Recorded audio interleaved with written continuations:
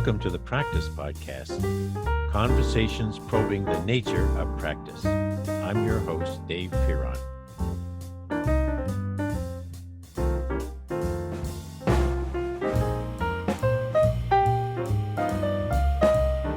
Well, this is Mike Zaman, Zaman, a name that may appear in the tiniest of credits on a television or a movie screen.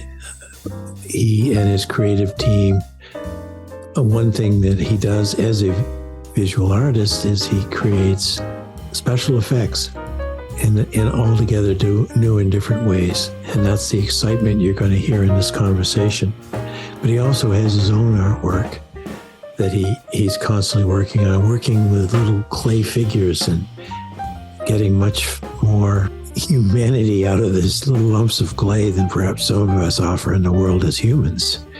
So the gifts of Michael Zaman are constantly growing and adding to the quality of our lives. This is really an exciting moment for me. I love discovering people I've never met, yet I've heard about. And I've heard about Mike Zaman, who is, are you in London right now, Mike? Just outside of London, a small town called Andover. I'm just outside London too, in Connecticut, USA. So, I know nice. London is the center of the universe. So. Absolutely.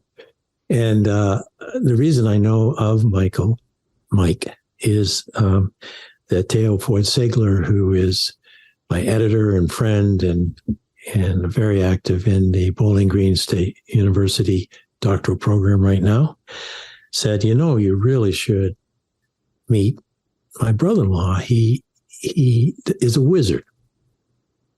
And so I said, oh, Hogwarts, right? And Michael's ready to do the cut signal and say, I'm not doing a podcast with this crazy old guy. Not at all. I wish I was a wizard. But you are a wizard, and I hear with your use of the visual arts, particularly in the area of digital visual arts. So tell me about that first, and then we'll get into why that instead of all the other things you could be doing with your life. Sure. I'm what we call a visual effects supervisor. So I help make visual effects for all your favorite films, TV shows, video games, and all sorts, really. And the only difference between me and a fine artist is my medium. The only difference is I use a computer as opposed to a pencil or a brush. I love that. The skills are exactly the same for me. So, yeah. Well, that's it. We're all set. We know it. That's the end of the podcast. No, I'm in a really weird mood today. Actually, that is a key issue of all the ways you could express yourself artistically. You have made the medium, the context, technology, and specifically that which you can do on a computer. Before you picked up a mouse and worked with a keyboard and all the other accoutrements, were there other ways you express yourself artistically? Yeah, absolutely. I started as a fine artist, so drawing, painting, sculpting. I've done throughout my life. It's always been art and a little bit of technical as well. I love science, I love maths.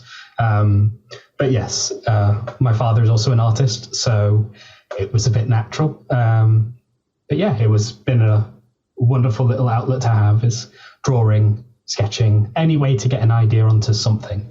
What that something is kind of not the point. The something is just the vehicle for a thought, I suppose. Yeah.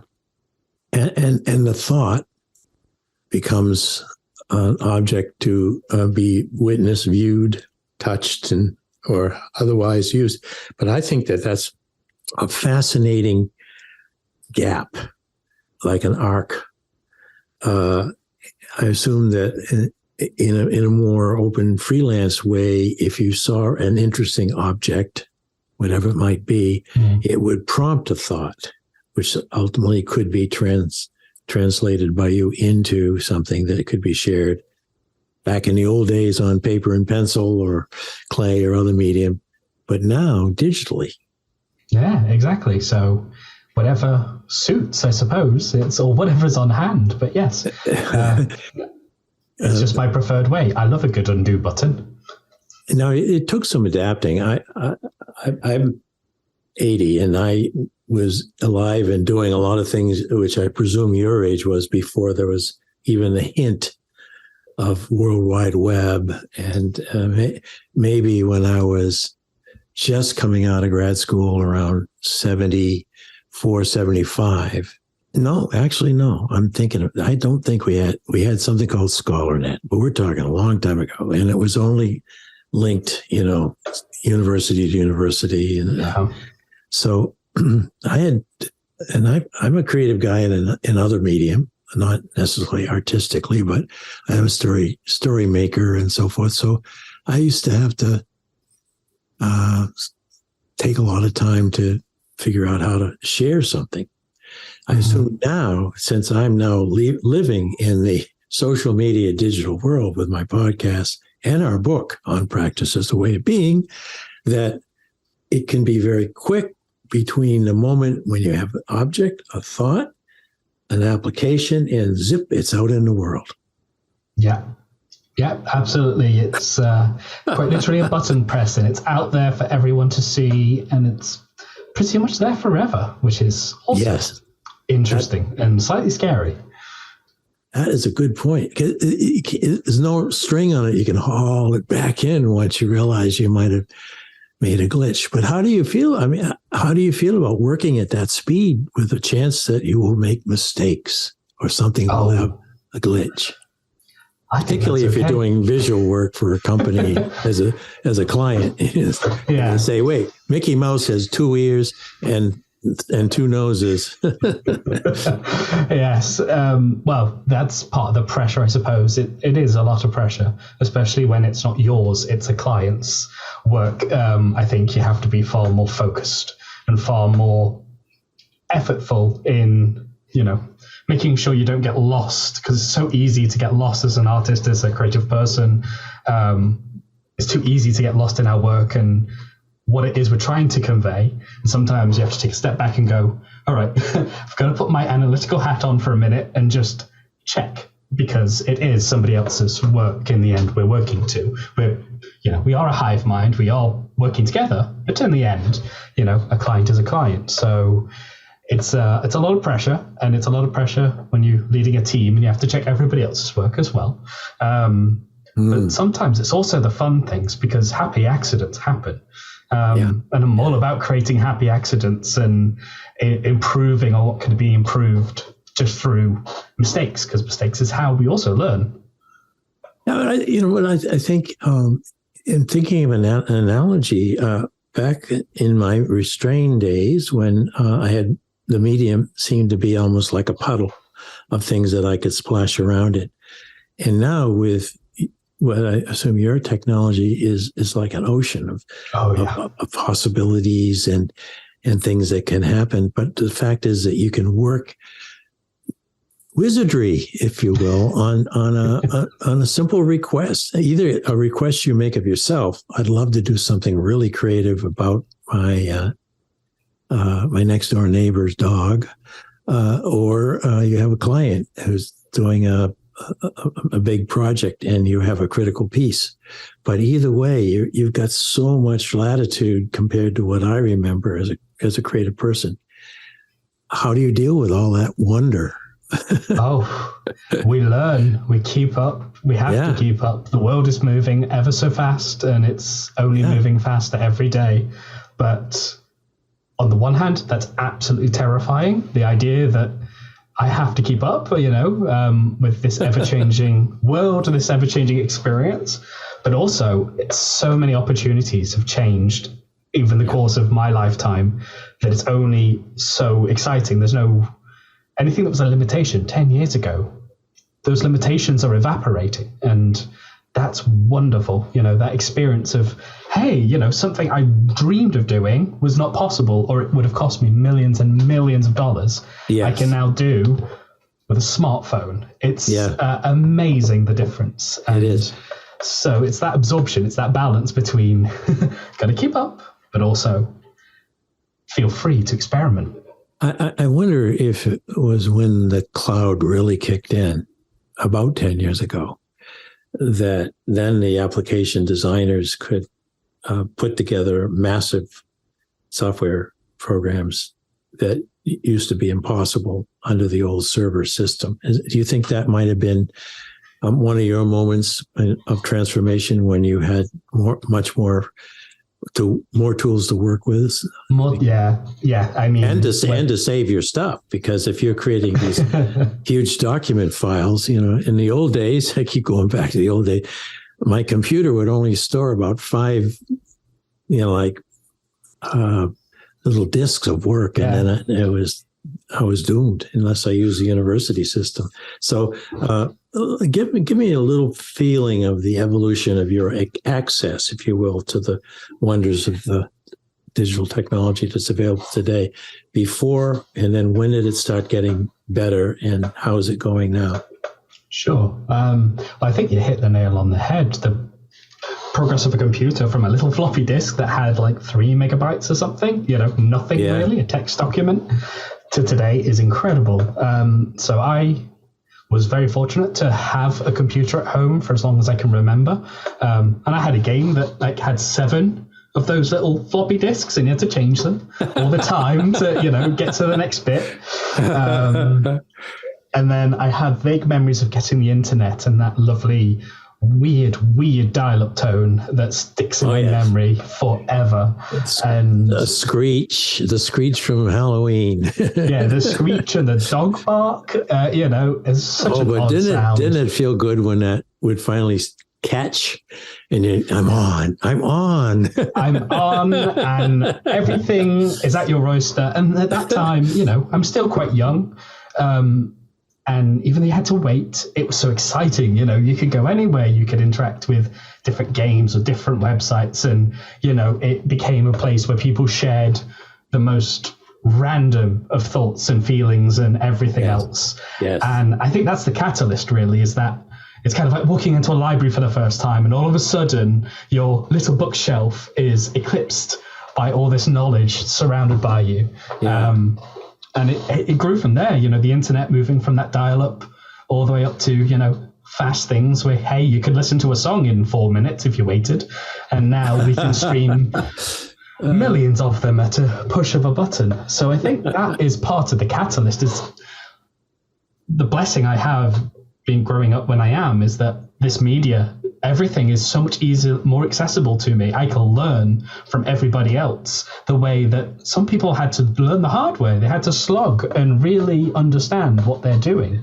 And I get to stand on the shoulders of giants almost. I get to learn from their mistakes. And I'm very blessed to have so much technology, which helps me learn much faster, much more easily than those before me. There is always that yin to the yang, or the yang to the yin.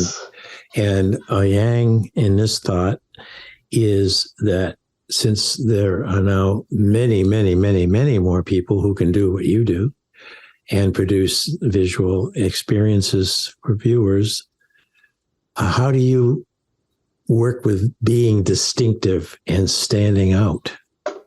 And again, we're back to the ocean again. You got a fin up above the sea, but that's about it. And yet I heard good thoughts about how creative and distinctive your work is. Oh, well, that's very kind. It is difficult, and I think that it's to try new things. It's to practice and see what can I achieve, and maybe put myself a little bit out of my comfort zone. I think it's too easy to practice, and you start getting good at something, and then you potentially focus too much on what you're good at and not necessarily pushing those boundaries, because the only way to learn for me is to push myself further than I'm comfortable with and try something completely different. So I tend to try and go away from what I would call my natural style, which is slightly more realistic. So I found myself wanting to push in different directions because I was getting frustrated. I wasn't growing so much. So I started to try some stylized things like, Pixar or very hand painterly kind of creatures, and starting to go into this very clay-like medium as opposed to these very refined elements. And I think that's where I found a bit of a voice or a bit of a distinct style, where it's a little bit surrealist, a little bit stylized, very expressive. It means you can really get into the nuances of what you're trying to create, and you can emphasize them the way you can't with realism. Realism has to look right. If it looks wrong, even the tiniest bit, it feels wrong, and you notice it as a viewer. Versus, stylized stuff, it's kind of like a cartoonist in that way. You get to emphasize the flaws, and there's character there. There's stuff that people can perceive and far more engage with, I find. I think that's how I change or find my voice and kind of stand out, is finding something new to do with myself. No, I love that. Did you think that if someone were to see one of your creations, they'd say, "Oh, that's Michael Zaman's work"? Hopefully soon, yes. Yeah. And where do you showcase? I know you have a team that you work with, but particularly doing your own artistic and digital view work, where do you showcase your work?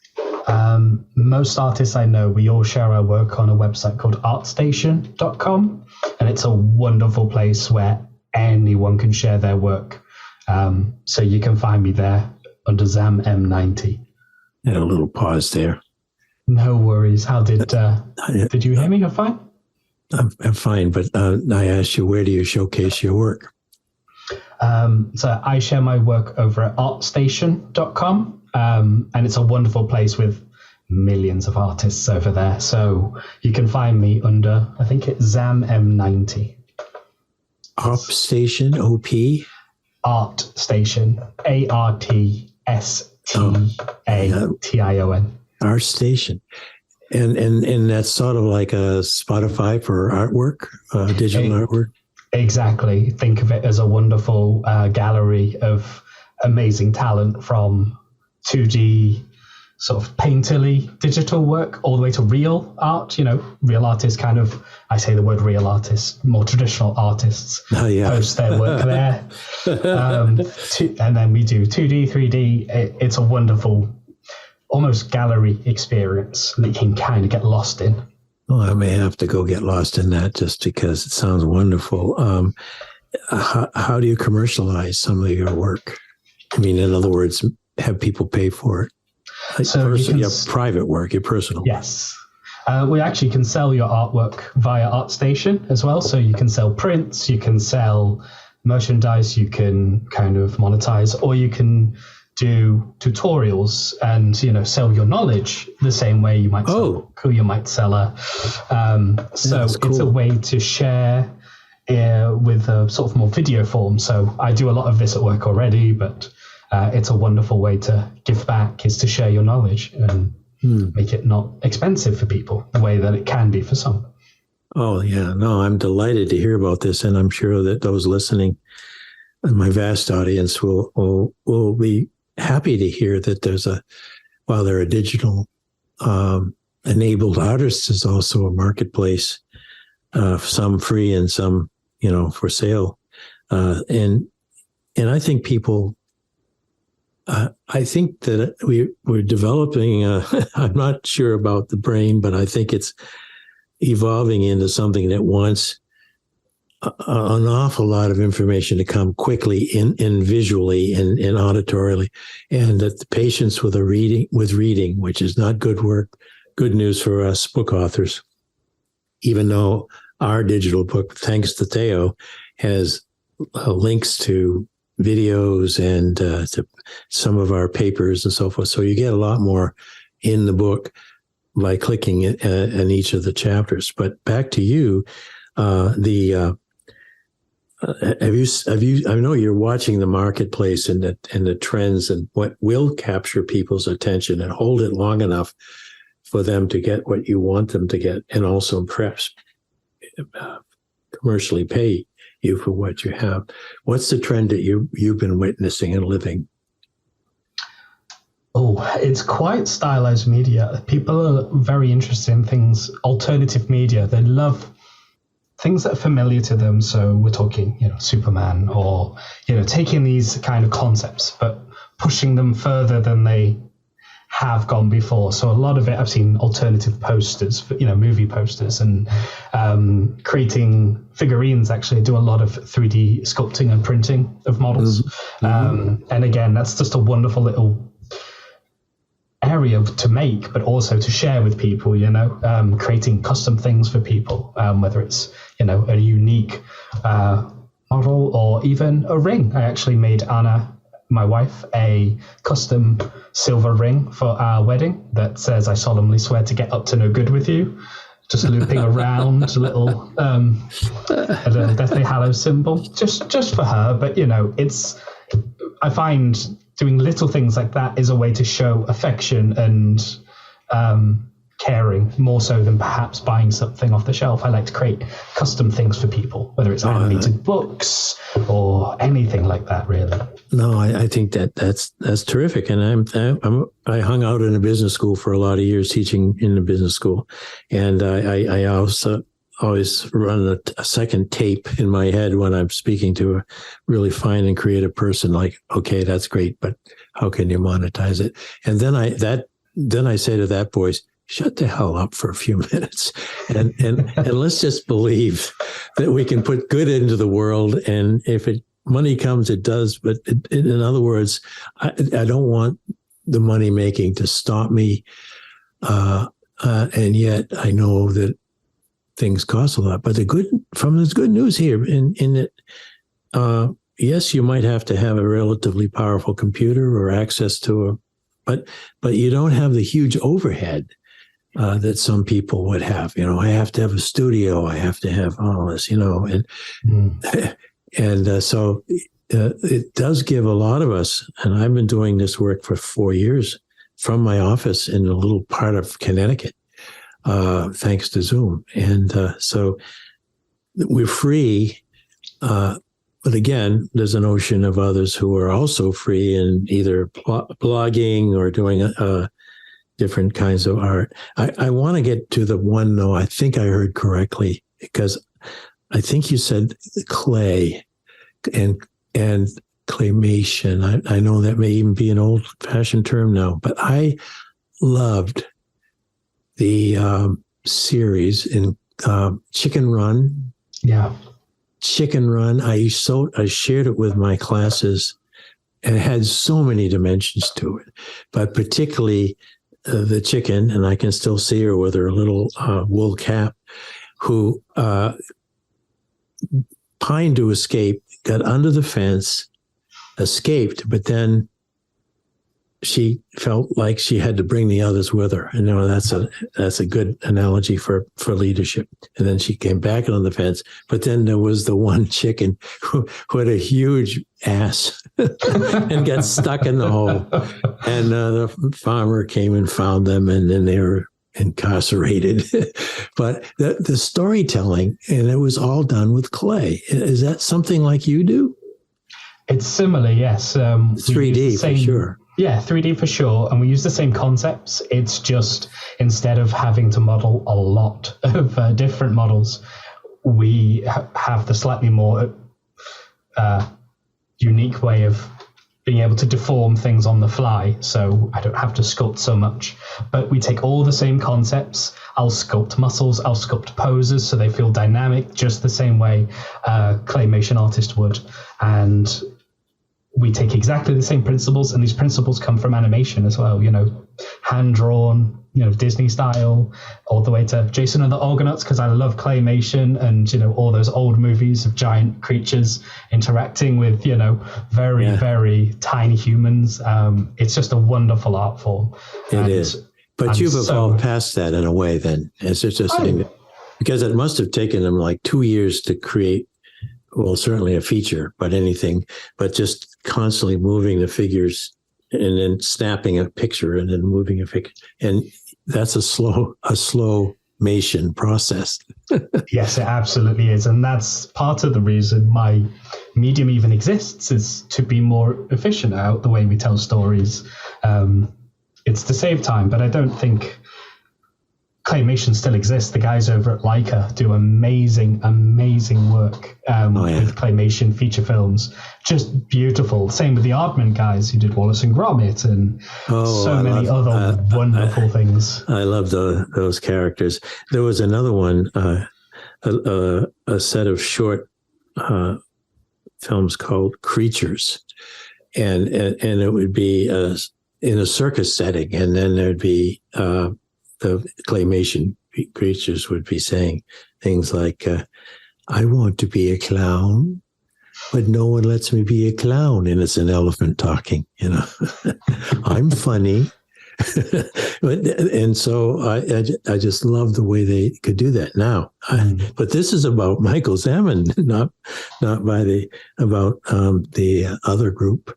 But could I have just a moment of a glimpse at what you would do for a client that they say, give me something really creative for advertising purpose or whatever purpose? What would be an example of what they tend to ask for that would give you a nice challenge? Oof, a nice challenge. They come every day. Well,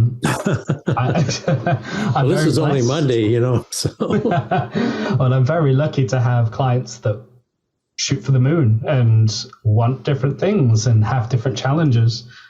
We had a TV show recently that wanted to go away from visual effects and wanted to do everything physically, like if it was in the 80s and CG didn't really exist that much. So we had to take our medium, do it, understand it, make and use our tools to the better part of creativity to give them the best kind of chase scenes, the best kind of storytelling elements.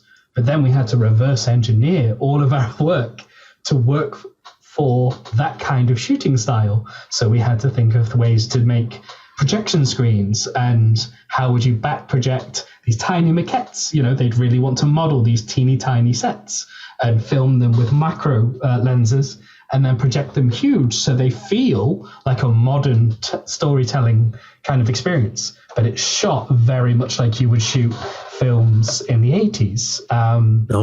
And that was just an amazing, experience, because we're all trying to take ourselves back to that time and then find a way to blend these two new mediums, use our tools for what they're really good at, speed and getting your creative thoughts out fast and quickly.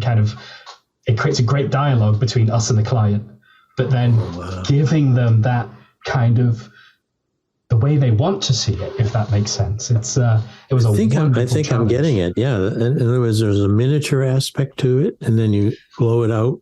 So you, like a car chase or something like that, you can do it in. Yeah. I just stuffed Steve McQueen into a teeny tiny Mustang. Well, exactly. If you shot Steve McQueen's famous jump and then you have to have your characters real life in front of them, like how do you solve this teeny tiny set and then make it big and make it look great? Because, modern audiences demand brilliance. They demand to be able to see every little tree element and not in a way that we did before. The younger generation, they started calling them digital kids back in, when they were born in around 2000 or so, but they're so sophisticated, particularly with the big games that a lot of them play, that if your client cannot deliver something that blows their mind, they go, okay, I don't know, car chase. So it keeps you stretching, it keeps you growing, and you're managing and leading other people in these things. I think I'm running down on time, but I wanted to pick up another word I loved hearing. You said I'm working in a hive. Hive mind. How does that come through to you in operational terms? Often it means together we're far more brilliant than one of us alone, and I often rely on my teams to help me either visualize or conceptualize something that I may be struggling with. I myself have only one experience. Many of us have many experiences. And if we can tap into each other's skills to borrow knowledge, to share that and kind of combine what we're thinking about, I find often creates far better experiences or better tools or better anything when we work together. So I tap into what we call the hive mind. You throw a question out, hey, does anyone have an idea how to do this? And, you get 10 completely different responses from 10 different people. And you find the elements that work and say, actually, that's brilliant. That's far better than what I was thinking.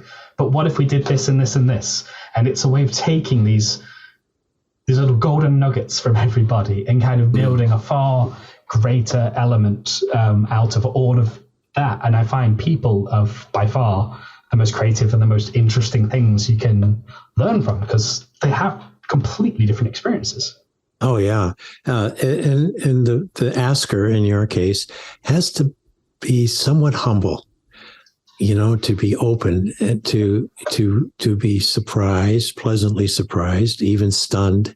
Oh my God, this person out of left field came up with that. And why didn't, so you have to work a little bit on the humility on the one hand. On the other hand, you've got a brand. You've got to be out there in the world as maybe in some instance, the figurehead for the hive. Yeah, so that's kind of an interesting challenge between keeping everyone feeling welcomely included at the same time wanting to be somewhat exclusive in regard to your own artistic stature in the world. Yeah, definitely. And I think it's always a fine line, but I think including people and helping always help to create just a nicer experience in general. And I think those kind of teams always work better together. From my personal view, but no, I get it.